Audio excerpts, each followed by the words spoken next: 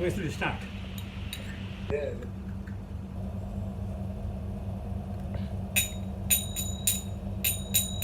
जय राधा माधवा कुंज विहारी, जय राधा माधवा कुंज विहारी, जय गोपीजन वल्लभ गिरिवरधारी, जय गोपीजन वल्लभ गिरिवरधारी, यशोदानंदन व्रज जनरंजन यमुना तीरावनचारी, यशोदानंदन व्रज जनरंजन यमुना तीरावनचारी, जय राधा माधवा कुंज विहारी, जय गोपीजन वल्लभ गिरिवरधारी, यशोदानंदन व्रज जनरंजन यमुना तीरावनचारी, जय राधा माधवा कुंज विहारी, जय श्री कृष्ण चैतन्य प्रभो नित्यानंदा, श्री अद्वैता गदाधर श्रीवासादि गौर भक्तवृंदा, भज श्री कृष्ण चैतन्य प्रभो नित्यानंदा, श्री अद्वैता गदाधर श्रीवासादि गौर भक्तवृंदा, हरे कृष्णा कृष्णा कृष्णा हरे हरे, हरे राम राम राम हरे हरे, हरे कृष्णा कृष्णा कृष्णा हरे हरे, हरे राम राम राम हरे हरे, हरे कृष्णा कृष्ण कृष्ण हरे हरे, हरे राम राम राम हरे हरे, हरे कृष्णा कृष्ण कृष्ण हरे हरे, हरे राम राम हरे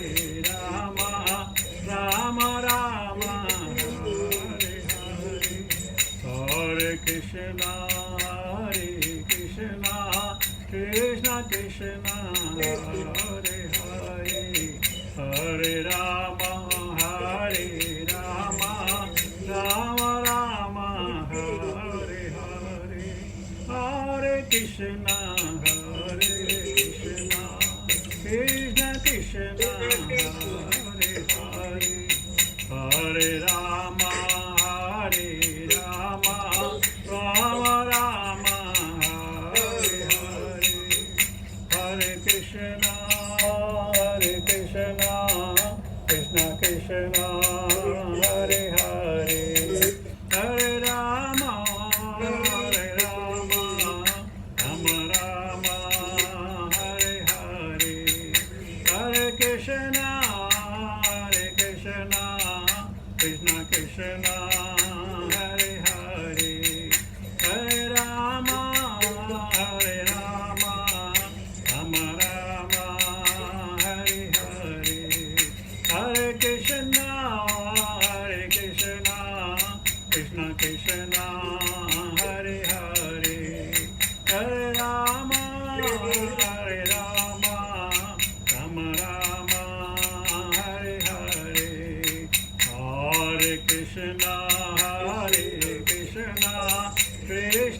Krishna Hare Hare Hare Rama Rama Rama Hare Hare Hare Krishna Krishna Krishna Hare Hare Hare Rama Rama Rama Hare Hare Hare Krishna Krishna Krishna Hare Hare Hare Rama Rama Rama Hare Hare Jaya Prabhupada Jaya Prabhupada Jaya Prabhupada Srila Prabhupada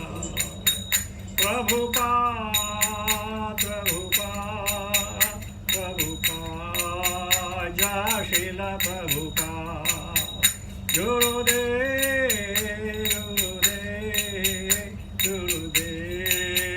Jaya Srila Gurudev हरिनाम संकीर्तन महोत्सव की जय बुद्धि वेदांत स्वामी श्री प्रभु महाराज की जय जय गौर प्रेमानंदे हरि हरि बोल Hare Krishna. Today we'll be taking test 12 of Canto 2, Chapter 2, entitled Ishanubhuti. And today purport is very big, so you will be getting a many turn to read the purport. So please bear with me.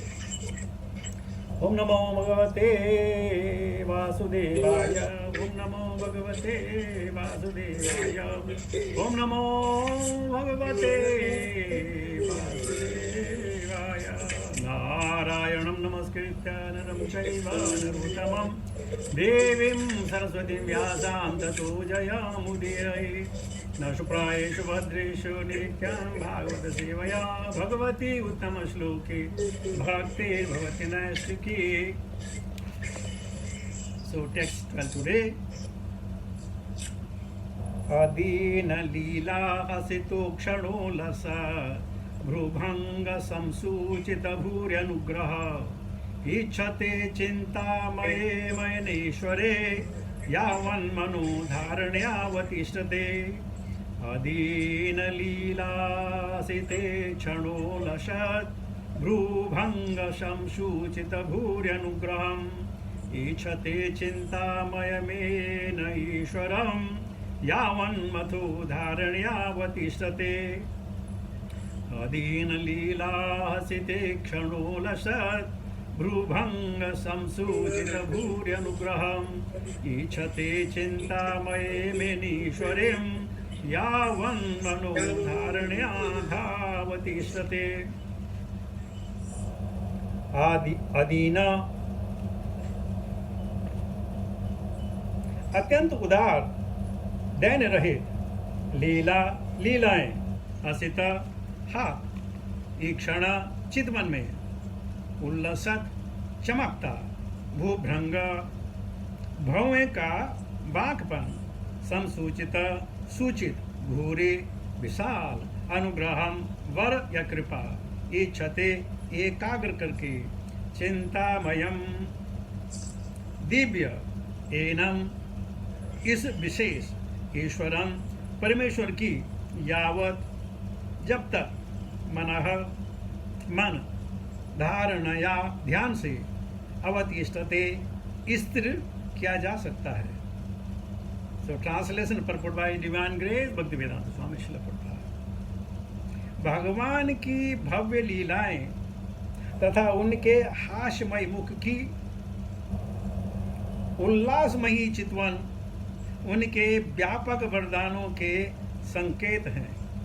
अतएव मनुष्य को चाहिए कि जब तक ध्यान द्वारा उसका मन भगवान पर स्थिर रखा जा सके तब तक मन को उनके इसी दिव्य रूप में एकाग्र करे. तो आइए मदद कीजिए, पढ़े आप. Hindi, English, Bengali, Marathi. I'll start it Bengali first. Tulu, Okay. Kashmiri. Srila Prabhupada ki jai, Guru Maharaj ki jai. So, Srimad Bhagavat গীতায় 12.5 বলা হয়েছে যে নির্বিশেষবাদীরা নিরাকারের ধ্যান করার ফলে বিভিন্ন প্রকার ক্লেশ ভোগ করে, কিন্তু ভগবত ভক্ত ভগবানের অন্তরঙ্গা সেবা করার মাধ্যমে অনায়াসে উত্তীর্ণ হন। নিরাকারের ধ্যান তাই নির্বিশেষবাদীদের পক্ষে দুঃখ দুর্দশার উচ্চ স্বরূপ। এখানে ভগবত ভক্তের নির্বিশেষ দার্শনিকদের তুলনায় একটি সুবিধা রয়েছে। নির্বিশেষবাদীরা পরমেশ্বর ভগবানের সবিশেষ রূপ সম্বন্ধে সন্দিহান, তাই তারা সর্বদাই অবাস্তব বস্তু ধ্যান করার চেষ্টা করে। সেই জন্য শ্রীমদ্ ভাগবতে ভগবানের বাস্তবিক স্বরূপের ধ্যানে মনকে একাগ্র করার জন্য প্রামাণিক নির্দেশ দেওয়া হয়েছে। এখানে যে ধ্যানের পন্থা অনুমোদন করা হয়েছে তা ভক্তিযোগের পন্থা বা জড়জগতের বদ্ধ অবস্থা থেকে মুক্ত হয়ে ভগবানের প্রেমময়ী সেবায় যুক্ত হওয়ার পন্থা, জ্ঞান যোগ জড়জগতের বন্ধন থেকে মুক্ত হওয়ার পন্থা। কেউ যখন জড়বন্ধন থেকে মুক্ত হন, অর্থাৎ পূর্বের বর্ণনানুসারে নিবৃত হন বা সমস্ত জড়জগতের প্রয়োজন থেকে মুক্ত হন, তখন তিনি ভক্তিযোগের পন্থা সম্পাদন করার যোগ্যতা অর্জন করে। তাই ভক্তিযোগে জ্ঞানযোগ নিহিত রয়েছে, অথবা শুদ্ধ ভক্তির পন্থা যোগবাদ জ্ঞানযোগের উদ্দেশ্য সাধন করে। শুদ্ধ ভক্তির ক্রমবিকাশের ফলে জড়জগতের বন্ধন থেকে স্বাভাবিকভাবে মুক্তি লাভ হয়ে থাকে। ভক্তিযোগের এই প্রভাবকে বলা হয় অনর্থ নিবৃত্তি।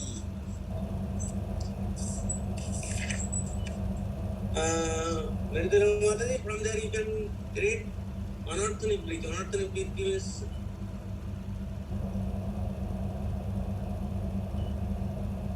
you could get that point. The process of meditation in Tamil or in Tamil, whatever languages. In English it starts with meditation. Or Venkateswara, you can start. I will start. The process of meditation recommended here is Bhakti Yoga, process of devotional service. After one is liberated from the material conditions. Jnana Yoga is the process of liberation from material conditions. After one is liberated from the conditions of material existence. When one is Nivritta, as previously stated here, or when one is freed from all material necessities, one becomes qualified to discharge the process of Bhakti Yoga. The Bhakti Yoga, therefore, Bhakti Yoga includes Jnana Yoga. In other words, the process of pure devotional service simultaneously serves the purpose of Jnana Yoga, because liberation from material condition is automatically achieved by the gradual development of pure devotional service. The effects of Bhakti Yoga are called Anartha Nivritti.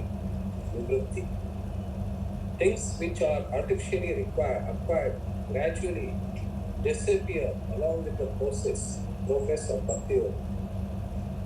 Meditation on the lotus feet of the personality of the body, the first processional step, must show its effects by Anartha Nivritti. The causes type of Anartha which binds the conditional soul, the material existence, is the sex desire. This sex desire gradually develops in the union of male and female. When the male and female are united, the sex desire is further aggravated by the accumulation of buildings, children, relatives, and wealth. When all these are acquired, the conditional soul becomes overwhelmed by such entanglements, and false sense of egoism or the sense of myself and mine becomes more prominent, and the sex desire expands to various political, social, altruistic, philanthropic, and many other unwanted engagements, resembling the foam of the sea waves, become very prominent at one time and the next moment vanishes as quickly as a cloud in the sky. The conditional soul is encircled by such products as well as products of sex desire, and therefore Bhakti Yoga leads to gradual evaporation of the sex desire, which is summarized in 3 headings, namely profit, adoration, distinction. All conditional souls are mad after these different forms of sex desire. One shall see for himself how much he has been freed from such material hankerings based primarily on the sex desire. As a person feels his hunger satisfied after eating each morsel of food stuff, he must similarly be able to see the degree of which he has been freed from the sex desire. The sex desire is diminished along with its various forms by the process of Bhakti Yoga, because Bhakti Yoga automatically, by the grace of the Lord, effectively results in knowledge and renunciation. Even if the devotee is not really very well educated, knowledge means knowing things as they are. And if by deliberation it is found that there are things which are at all necessary, naturally the person who has acquired knowledge leaves aside such unwanted things. When the conditional souls finds by culture of knowledge that material necessities are unwanted things, he becomes detached from such unwanted. This stage of knowledge is called Vairagya, or detachment from unwanted things. We have previously discussed that the transcendentalist is required to be self-sufficient and should not beg from the rich blind persons to fulfill their bare necessities of life. Sukadeva Goswami has suggested some alternatives for the bare necessities of life, namely the problems of eating, sleeping and shelter, but he has not suggested any alternative to the sex satisfaction. One who has the sex still with him all accept the renounced order of life. For one who has attained this stage, there is no question of renounced order of life. So by gradual process of devotional service under the guidance of a proper spiritual master and following the principles of Bhagavatam, one must be able to at least control the gross sex desire before one accepts the renounced order of life factually. Now anybody will read, Prabhu, or shall I continue? Can I read, Prabhu? Yes, Bhakti. So purification Hare either in Krishna. Tamil or English. Okay, so purification means getting free gradually from sex desire, and this is attained by meditation on the person of the Lord as described herein. Beginning from the feet, one should not try to go upwards artificially without seeing for himself how much he has been released from the sex desire. The smiling face of the Lord is the 10th canto of Srimad Bhagavatam, and there are many upstarts who at once try to begin with the 10th canto, and especially with the 5 chapters which delineate the Rasa Lila of the Lord. This is certainly improper. By such improper study or hearing of Bhagavatam, the material opportunities have played havoc by indulgence in sex life in the name of Bhagavatam. This vilification of Bhagavatam is rendered by the acts of the so-called devotees. One should be free from all kinds of sex desire before he tries to make a show of reciter of Bhagavatam. Sri Vishwananda Chakravarti Thakura clearly defines the import of purification as cessation from sex indulgence. He says, Yata yada discha sudyati vishaya lampayatam tyajati tata tata daryat iti chitta sutti taratya dhyana tarata mayam uttam. And as one gets free from the intoxication of sex indulgence by purification of intelligence, one should step forward for the next meditation. Or in other words, the progress of meditation on the different limbs of the transcendental body of the Lord should be enhanced in proportions to the progress of purification of the heart. The conclusion is that those who are still entrapped by sex indulgence should never progress to meditation above the feet of the Lord. Therefore, recital of Srimad Bhagavatam by them should be restricted to the first and second cantos of the great literature. One must complete the purificatory process by assimilating the contents of the first 9 cantos. Then one should be admitted into the realm of the 10th canto of Srimad Bhagavatam. Hare Krishna Prabhu. ओम अज्ञानतिमिरान्धस्य ज्ञानाञ्जनशलाकया चक्षुषन्मिलितं तस्मै श्रीगुरुवे नमः। श्रीचैतन्यमनोभीष्टं स्थापितं भूतले स्वयं रूपकथमह्यं ददाति सुपदन्तिकं वन्देऽहं श्रीगुरुश्रीदापदकमलं श्रीगुरुं वैष्णवां च श्रीरूपं सागरदातं सागररघुनाथं विद्यन्तं सजीवं साद्वैतं सावधूतं परिजनसहितं कृष्णचैतन्यदेवं श्रीराधाकृष्णपादान् सागरं ललिता श्रीविशाखान्विचां हे कृष्णकरुणासिन्धु दीनबन्धु जगत्पते गोपेश गोपिकान्त राधाकान्त नमस्तुते। तप्तगजन गौरंगी राधे वृंदावनेश्वरी वृषभानुसुते देवी प्रणमामि हरिप्रिये वाञ्छाकल्पतरुभ्यश्च कृपा सिन्धुभ्येव च पतितानां पावनेभ्यो वैष्णवेभ्यो नमो नमः। जय श्री कृष्ण चैतन्य प्रभु नित्यानंद श्री अद्वैत गदाधर श्रीवासादि गौरभक्तम। हरे कृष्ण कृष्ण कृष्ण हरे हरे, हरे राम राम राम हरे हरे। नमो विष्णुपादाय कृष्णमिष्टाय भूतले श्रीमते जगदाकाशमिनितनामिने नमाचार्य पादाय निताय कृपा प्रदाने गौरगदादामदाय नगरग्रामतारणे। नमो विष्णुपादाय कृष्णमिष्टाय भूतले श्रीमते भक्तिवेदांत स्वामिनितनामिने नमस्ते सतदेवे गौरवाणी प्रचारिणे निर्विशेष शून्यवादी पाशादि सतारणे। जय श्रील प्रभुपाद। सो प्रभुपाद के सौजन्य से, गुरुजनों के आशीर्वाद से और आप लोगों की कृपा से श्रीमद् भागवतम का नित्य गायन कीर्तन चल रहा है। आज हमने सुना शुकाचार्य से आदीन लीला हसिते क्षणो लसत् भ्रुभंग संसूचित भूर्यनुग्रहम् ईच्छते चिंतामय मेन ईश्वरम यावन्मनोधारण यावतिष्ठते। शुकाचार्य कहते हैं कि भगवान की भव्य लीलाएं तथा उनके हास्य मुख की उल्लासमयी चितवन उनके व्यापक वरदानों के संकेत हैं।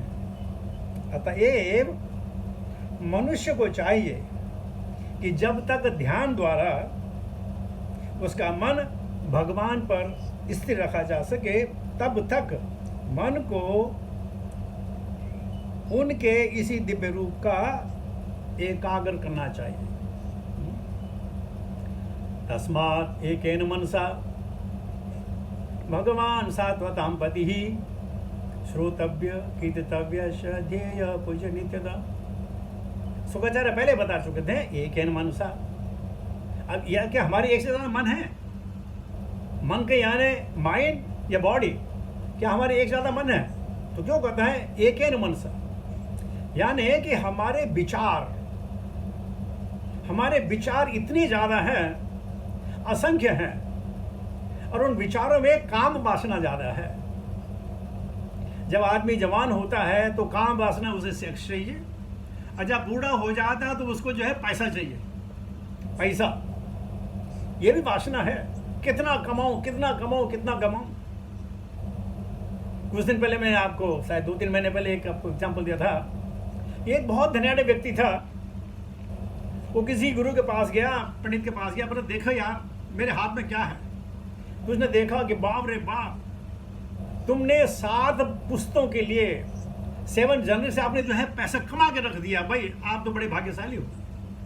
वो बेचारा डिप्रेशन में चला गया कि भाई 8 का क्या हुआ, हाय मुझे उनके लिए भी कुछ करना पड़ेगा। तो जवानी में सेक्स, बचपन में खेल, बालस्तावत क्रीडासक्त तरुणस्तावत तरुणासक्त वृद्धातावत चिंतेसक्त न कोपि ब्रह्मणे कृष्णासक्त। बालस्तावत क्रीडासक्त, जब आदमी बालक होता है तो खेल है खेल है खेल है। तरुणस्तावत तरुणासक्त, और जब जवान हो जाता है तो सेक्स डिजायर। और वृद्धास्तावत चिंता आ सकता है, वृद्ध में चिंता हो जाती है, मैं क्या करूं मैं क्या करूं मैं क्या करूं मैं क्या करूं। तो शुकाचार्य कहते हैं बजाय इनके बारे में न सोच करके भगवान के उस रूप के बारे में सोचो। है उन्होंने पहले कहा था ना, जित सनो जित श्वासो जित संगो जितेन्द्रिय स्थूले भगवते रूपे मन संधारये धिया। या आपको सब श्लोक मालूम है, एतन्य निर्वेदमाणानाम इच्छताम कुतो भयम योगिनाम निर्वनिर्णीताम हरे नामानुकीर्तयन। तो कीर्तन की वजह से तो कहते हैं अपनी धारणा परमात्मा में लगाओ। अच्छा कह रहे अगर तुम उनके ध्यान नहीं लगाते तो उनकी कथा में, उनके वचनों में, हो सकता है किसी वजह से हम भगवान के पूरे अंग को न देख पाए, तो उनकी कथा में तब कथा अमृतम, उनकी कथा में मन लगाइए। मन लगाना चाहिए। और कब तक मन लगाना चाहिए? जब तक मन को लगा सके। कैसे? ध्यायते विषयान् पुंसा। जिस चीज का ध्यान करेंगे उसको पाने की हमारी इच्छा होती है। जब हर बार आप मंदिर में भगवान को देखेंगे, तीर्थ स्थल में आप भगवान के बारे में सुनेंगे, तो उसको पाने की, उसको चाहने की, उसको जानने की इच्छा प्रकट होती है। तो देखना हमेशा गलत नहीं होता, देखना अच्छा भी हो सकता है। तो उनकी जो भव्य लीलाएं हैं और भगवान की ऐसी ऐसी लीलाएं हैं, उनमें इतने राज छुपे हुए हैं कि हम पूरा जीवन उन राज को नहीं समझ पाते। परसों किसी ने एक बहुत शानदार प्रश्न हमसे किया, हो सकता है आपको इससे बढ़िया जो उत्तर मैंने दिया आपको हो सकता है। वो कहने लगे देखिए साहब, जो भगवत गीता 700 श्लोक की है, ये 5000 से पहले भगवान कृष्ण ने अर्जुन को दी, तो क्या यही भगवत गीता विवस्वान को दी थी सतयुग में? मैंने क्या, आप क्या समझते हैं भगवान इससे ज्यादा कंपोज नहीं कर सकते? भगवान को कंपोजिशन की कमी है या ज्ञान की कमी है या ध्यान की कमी है? भगवान ने और कुछ कहा होगा, लेकिन उस सब में गोल एक था कि मनमना भव मद भक्तो, ये गोल था। अब वो किसी तरह से कहा जाए, चाहे उन्होंने वहां 10,000 श्लोक बोले हों या 2 श्लोक बोले हों, जैसे श्रीमद् भागवत हमारी 4 श्लोक की श्रीमद् भागवतम, 4 श्लोक की भागवतम, भगवत गीता हमारी 4 श्लोक की भगवत गीता है। तो ये नहीं है कि उन्होंने यही बोला होगा।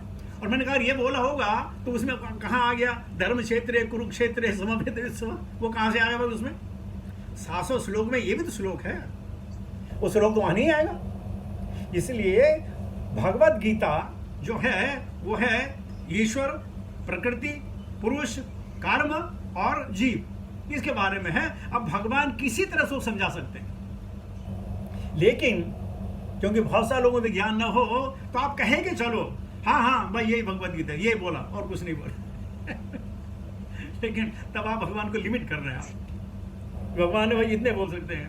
कभी कोई प्रश्न पूछता है, ये भगवान जो माखन लीला करते हैं ना, ये सारी उम्र माखन लीला करते रहेंगे और कोई लीला नहीं करते? मैंने कहा करते हैं, जरूर करते हैं। वो लीला अगर भगवान करे तुम्हें समझ नहीं आएगी। इसलिए क्योंकि तुम चोर हो, हम सब चोर है ना, तुम चोर हो तो तुम्हें चोरी की बातें अच्छी लगेगी। इसलिए भगवान की चोरी की लीला, माखन चोरी की लीला, वस्त्र हरण की लीला, आपको बड़ा उसमें आनंद आएगा, क्योंकि हमारा कैरेक्टर है ना, भगवान हमारा कैरेक्टर प्ले कर रहे हैं। तो कभी कभी ऐसी चीजें हो जाती हैं कि आदमी असमंजस हो जाता है कि ये कैसे हो सकता है। तो क्या कह रहे हैं कि भगवान की एक लीला के अनेक रूप हैं, अनेक उसमें ज्ञान है, अनेक उसमें उसके जो है क्या कह सकते हैं प्रकार हो सकते हैं, उसको समझाने का तरीका हो सकता है। लेकिन यही है कि भौतिकवाद के लिए ईश्वर, प्रकृति, पुरुष, कर्म और काल, अब उसने किस ढंग से पिरोया वो बात अलग है। तो हम क्या समझे? मैंने तुम्हें दोनों समझा दिए, ये समझो तो ये समझो, ये समझो तो ये समझो। लेकिन शुक्राचार्य कहते हैं कि भगवान की भव्य लीला और उनका हंसमुख चेहरा, उस पर ज्यादा ध्यान।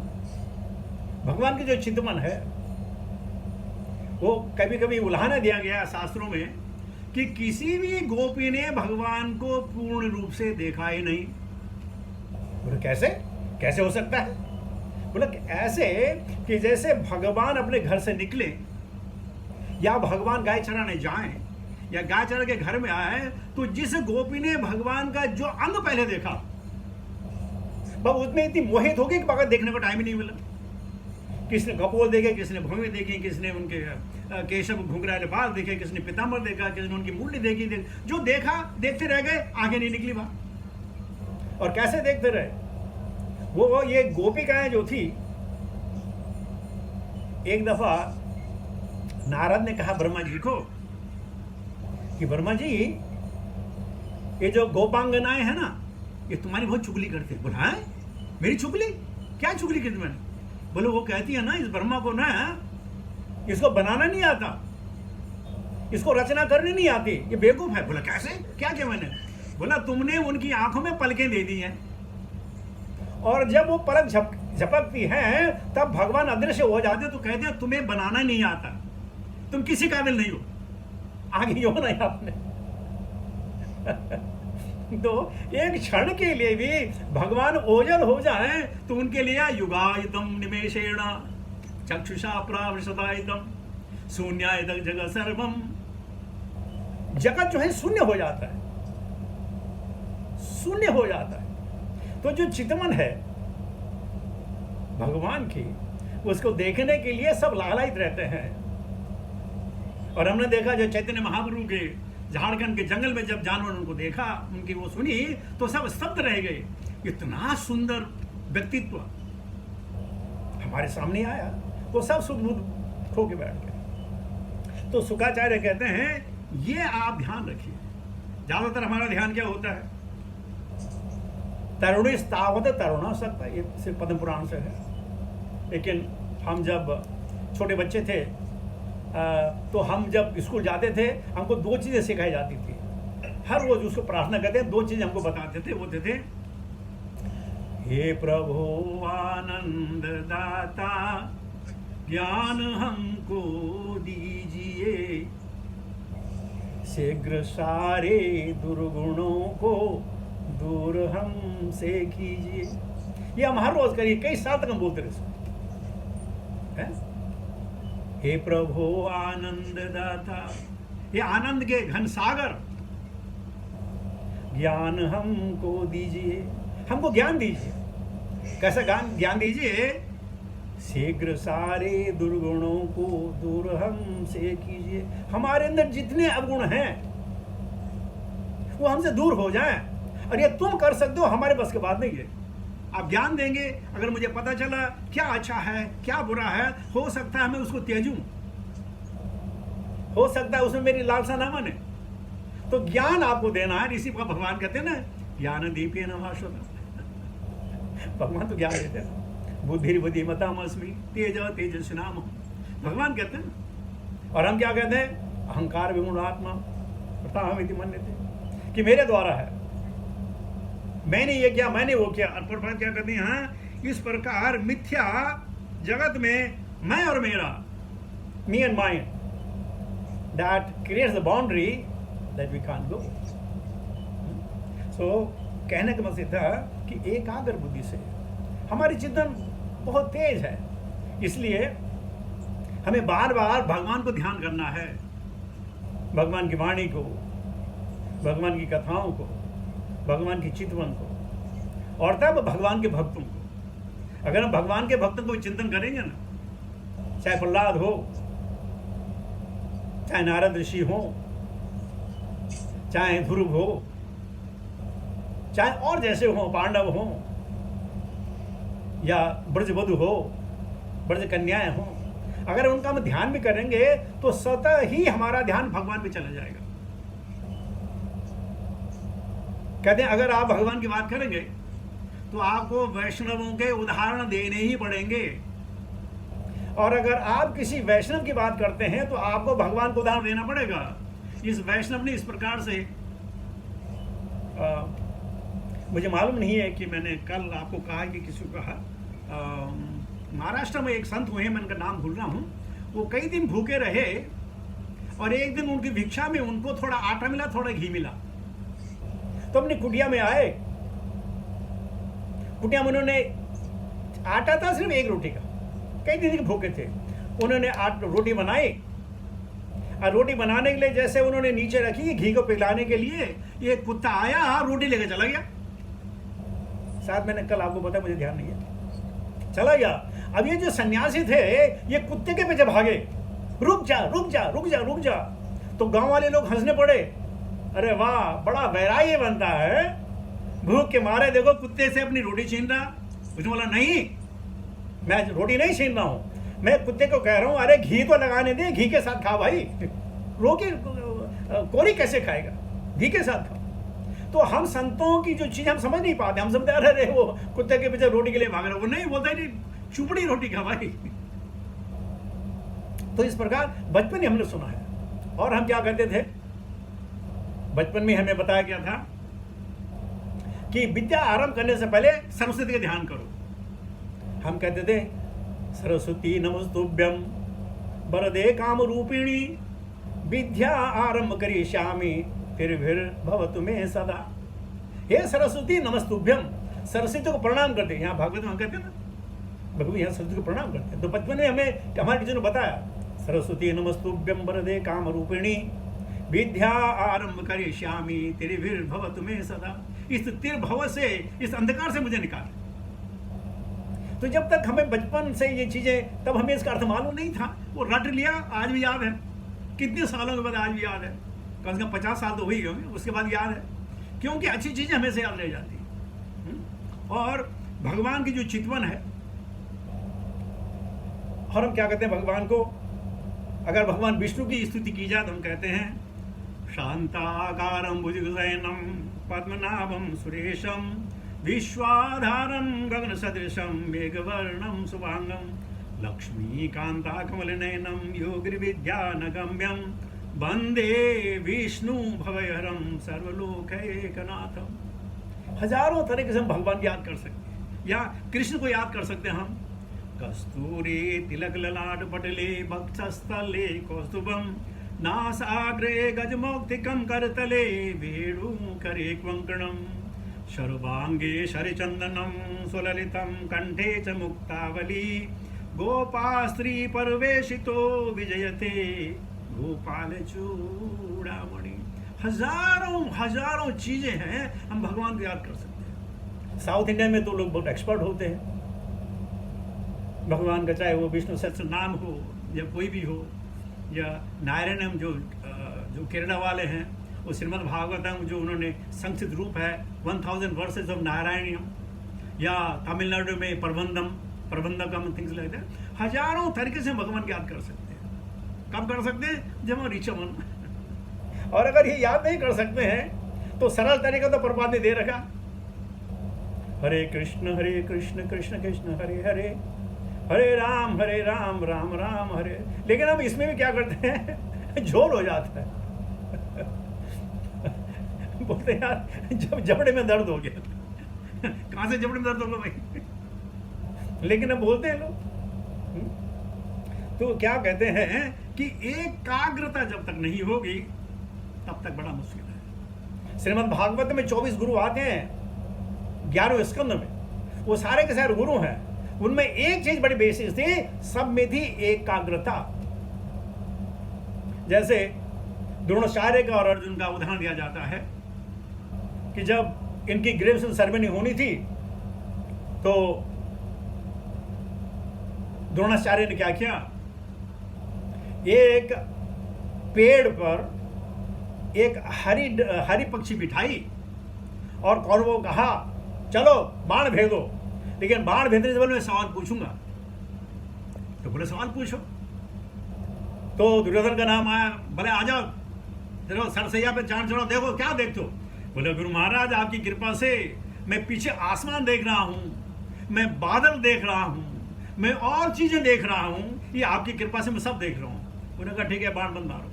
इसी प्रकार उनके जो 99 भाई थे, सबने कहा भाई ने बोला ना तो सही बोला होगा। उन्होंने कहा हमें आकाश दिखाई दे रहा है, बादल दिखाई दे रही है, हवा दिखाई दे रही है, सारी चीजें दिखाई दे रही। किसको? तो उसके बाद युधिष्ठिर का नंबर आया। युधिष्ठिर कहा तुम्हें क्या दिखाई दे रहा? बोलो गुरुजी मुझे बादल नहीं दिखाई दे रहे हैं, मुझे पेड़ नहीं दिखाई दे रहे हैं। बोला क्या दिखाई दे रहा है? मुझे हरी हरी पक्षी दिखाई दे रही है।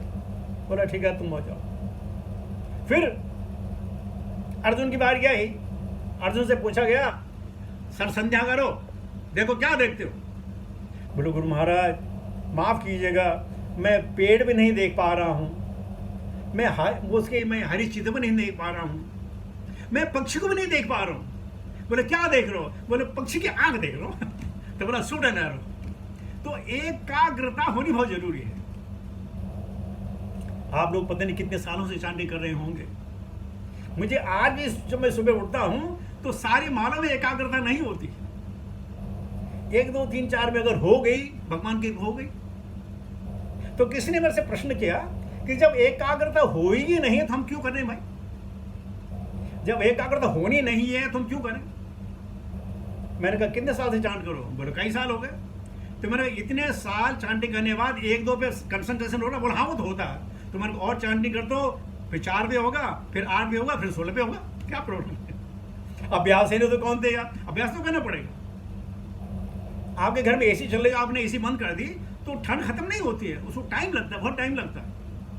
या पंखा बंद करते तो पंखा फिर भी इलेक्ट्रिसिटी कनेक्शन कट जाने के बाद पंखा फिर भी चलता रहता है। तो इस प्रकार जब तक हमारी एकाग्रता, आज यहाँ एकाग्रता की बात हो रही है, अगर जब तक हमारी एकाग्रता नहीं होगी तब तक हमें भगवान तक पहुँचने में काफ़ी समय लगेगा। अब एकाग्रता चाहे हम एक चांदी में करें या 2 चांदी में करें, क्योंकि हमारी चैतन्य चरित्र हमें बताती है बहुजन्म करी श्रवण कीर्तन तबो धन पाया कृष्ण पदे प्रेम धन। ये तो हम चैंटिंग करते करते जो है हम दूसरे के बारे में सोचते रहते हैं, अच्छा हुआ बुराई, ये जरूरी कि आप हमेशा किसी के बारे में बुरा सोचें। अगर आप अच्छा भी सोचें तो ये भाव भंगी में खत्म हो गई नहीं हो गई। आप बोले ये प्रभु बहुत अच्छे हैं, ये बड़ा अच्छा प्रवचन करते हैं, ये लोगों की मदद करते हैं, ये कितना डोनेशन देते हैं। आप सही कह रहे हैं, गलत नहीं है, लेकिन भाव भंगी में तो खत्म हो गई ना, एकाग्रता तो खत्म हो गई। इसलिए ना अच्छा सोचना है ना बुरा सोचना। अगर सोचना तो भगवान के बारे में सोचना है, और तब जाके जब मन एकाग्र होगा तो हम समझेंगे आज के श्लोक हमें प्रपोर्ट मिल गया कि एकाग्रता हमें करनी है, और बिना हमारी एकाग्रता के और कुछ होगा नहीं। हमारे लिए और कोई एकाग्रता नहीं कर सकता है। गुरु महाराज ने एक बार एग्जाम्पल दिया, एक बहुत बड़ा सेठ था, उसने बोले यार मैं पूजा नहीं कर सकता हूँ, एक पुजारी को रख लिया। तो पुजारी आए, पूजा करे, चला जाए। एक दिन उस सेठ ने क्या किया कि अपने मंदिर में भगवान के लिए अखरोट रखे, वालनट रखे कि भगवान को अर्पित करेंगे, फिर हम खाएंगे। उसके बाद वो पुजारी आया, उसने देखा वालनट, वाह, तो लालसा जाग गई, तो उसने दरवाजे बंद किए और जो उनका शालिग्राम था, शालिग्राम से अखरोट तोड़ने लगे और मजे जकोड़ खाए, अखरोट यानी वालनट खाए। तो गुरु महाराज कहते हैं कि तुम्हारी भक्ति तुमसे होगी, कोई और तुम्हारे लिए भक्ति नहीं कर पाएगा, तुम करोगे। कभी कभी हम कहते हैं ना, घर में पति पत्नी है, अच्छा तू पूजा कर ले, मैं ये करूंगा। अरे भाई पूजा दोनों को करनी है, चाहे नरसिंह वंदना करो, चाहे मंगल आरती करो, चाहे सायंकाल की आरती करो, चाहे शयन आरती करो, लेकिन करने सबको है। ये नहीं कि बस हम तो परिवार है, मेरी बीवी अच्छी है, मेरे पति अच्छे, सब काम वो करते हैं, मैं क्यों करूं। आज से कई साल पहले हमने प्रवचन दिया, और प्रवचन में कहा कि व्यक्ति जो शादीशुदा आदमी है वो जितना भी काम करता है उसका आधा पत्नी को चला जाता है। तुम्हारे एक अशोक भाई थे गुजराती, वो अपनी पत्नी को ले गए थे यहाँ। तो कुछ समय के बाद हमने माता से कहा, माता जी आप चांटी करती हो? बोला मैं क्यों चांटी करूं? हमने कहा क्या हो गया? बोला प्रभु करते हैं ना। मैंने कहा प्रभु तो क्या हो गया? अरे बोला जो करता आधा मुझे मिल जाता, मैं उसको करती हूँ, तू 16 ज्यादा कर, तू 16 ज्यादा कर।